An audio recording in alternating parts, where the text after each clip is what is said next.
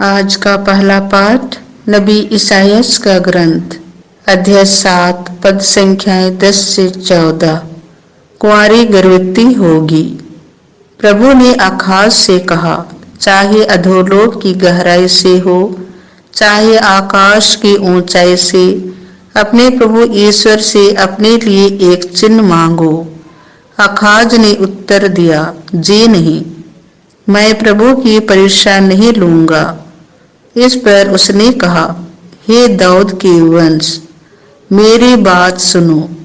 क्या मनुष्य को तंग करना तुम्हारे लिए पर्याप्त नहीं है, जो तुम ईश्वर के धार्य की भी परीक्षा लेना चाहते हो?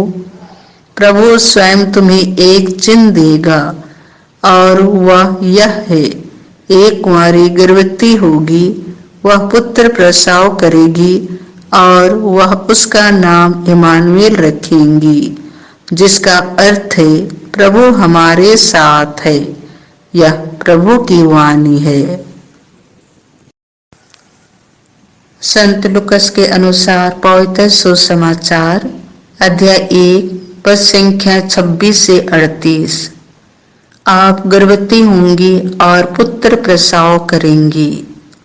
छठे महीने स्वर्गदूत गाब्रिएल ईश्वर की ओर से गलीलिया के नाजरेत नामक नगर में एक कुंवारी के पास भेजा गया, जिसकी मंगनी दाऊद के घराने की योसेफ नामक पुरुष से हुई थी, और उस कुंवारी का नाम था मरियम। स्वर्गदूत ने उसके यहाँ अंदर आकर उससे कहा, प्रणाम प्रभु की कृपा पात्री, प्रभु आपके साथ है। वह इन शब्दों से घबरा गई और मन में सोचने लगी कि इस प्रणाम का क्या अभिप्राय है। तब स्वर्गदूत ने उससे कहा, मरियम, डरिए नहीं, आपको ईश्वर की कृपा प्राप्त है।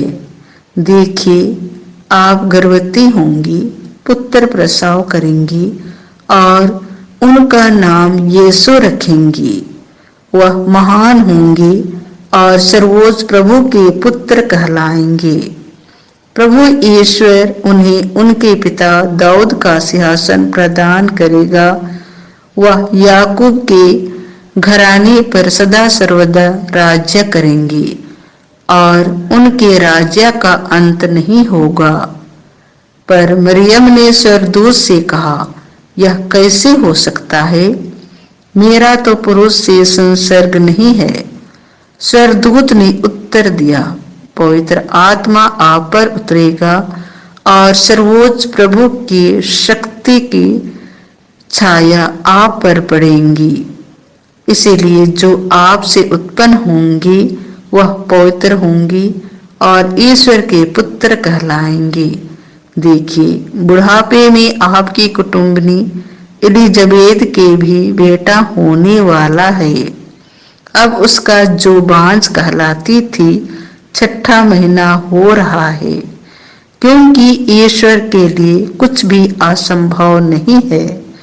मरियम ने कहा, देखिए, मैं प्रभु की दासी हूँ, आपका कथन मुझ में पूरा हो जाए।